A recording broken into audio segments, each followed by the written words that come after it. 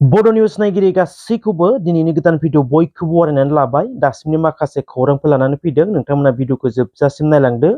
लोगोसेनो सानफ्रोमबोनि खौरां लानो थाखाय चेनेलखौ साबस्क्राइब खालामाखैब्ला साबस्क्राइब खालामनानै बेल आइकनखौबो अलाव होनानै लादो।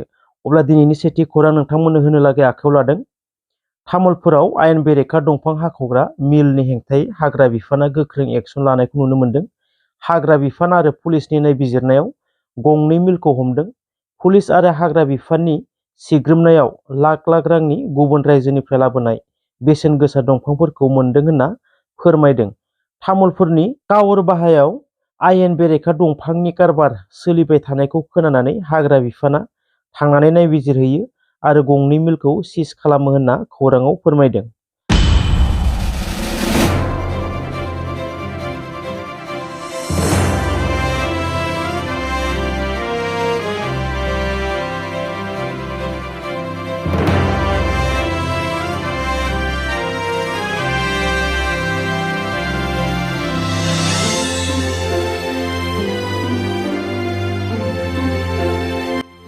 तामुलपुर जिल्लानि सावकाटायाव दुखुनांथावै न'खराव नांज्लायनाय जानानै सासे आइजोआ गावनि आंगो बिसायखौनो गोबौ हाथियारजों गाग्लोबनानै जिउ फोजोबदों।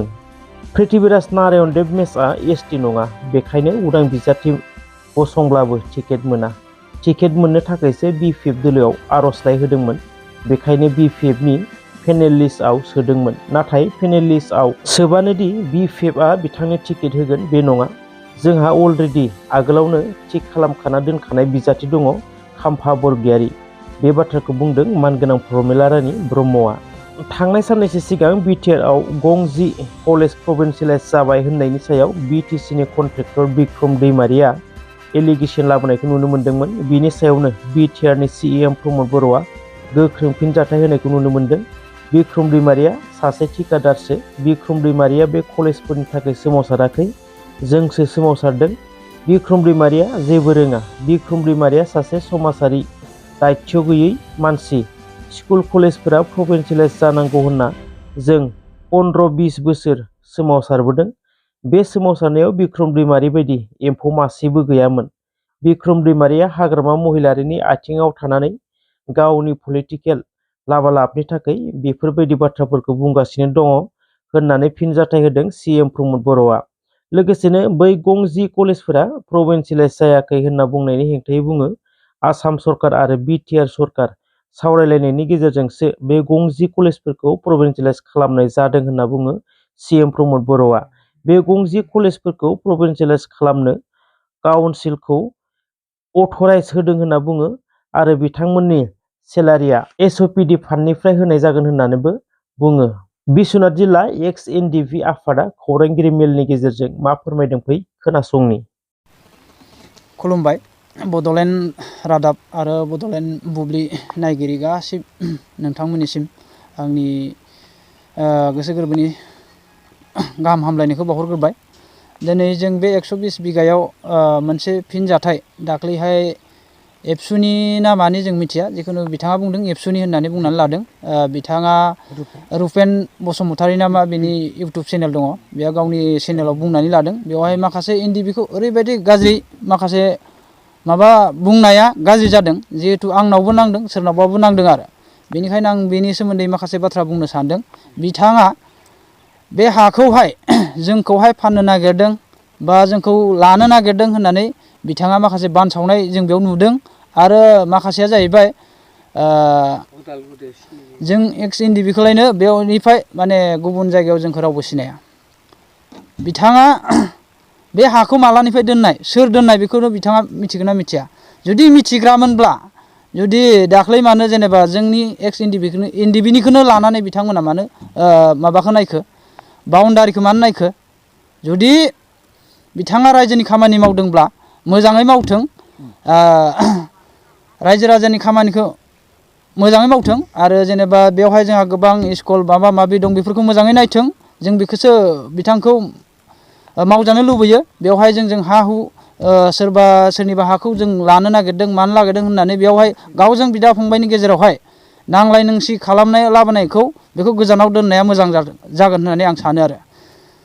आरो मोनसे खोथा बाव, बिथाङा बे हाखौ मालानिफ्राय दोनलांदों बेखौ बिथाङा सोर दोनलांदों बेखौ बिथाङा माबा होनांगौ।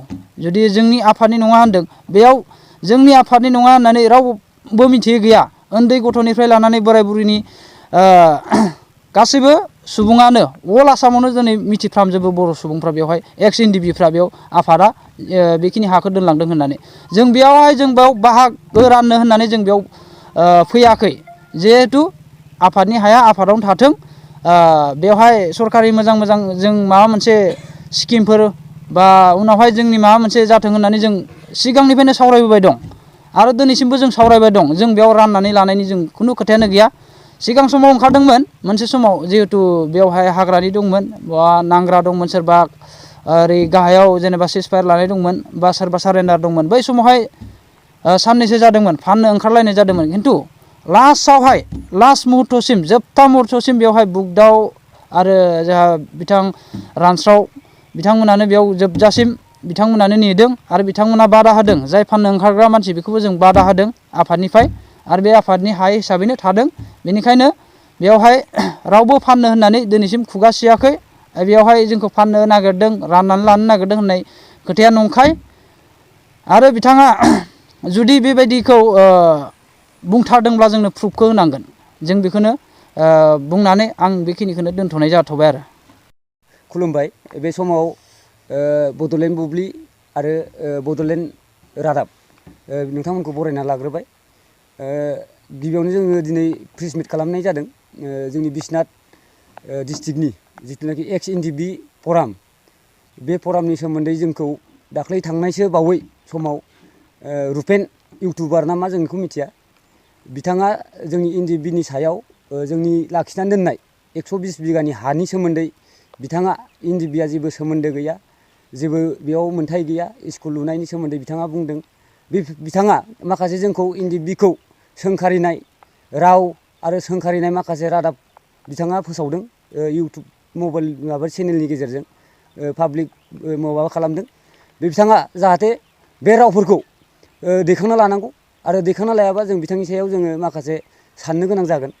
आरो जिथुनाखि जोंहा जवाहरलाल मोसाहारि बिथाङा बे 120 बिगा हानि गुतै खैलाजुलि हालाम जोंनि जेसेबां बालिदाङा हालाम जेसेबांनिखि बे एरियानि माबाफोरखौ बिथाङानो सामलायना दङ। स्कुलनिबो बिथाङा आफादगिरि। दा बिथाङा बेयाव जे एनडिबिया जेबो मोन्थाय गैया होननानै बुंदों। बेखौ जोङो एनडिबि आफादा जेब्लानाखि दङमोन 2007निफ्रायनो बेखौ स्कुलखौ गायसननानै रायजो राजाखौ बेयाव मोजां, बेयाव खुनु आंनि नोंनि होनलायनाय हा हु राननाय गैया। बिथाङा बबेनिफ्राय नुजाफैखो रुपेन दैमारि बिथां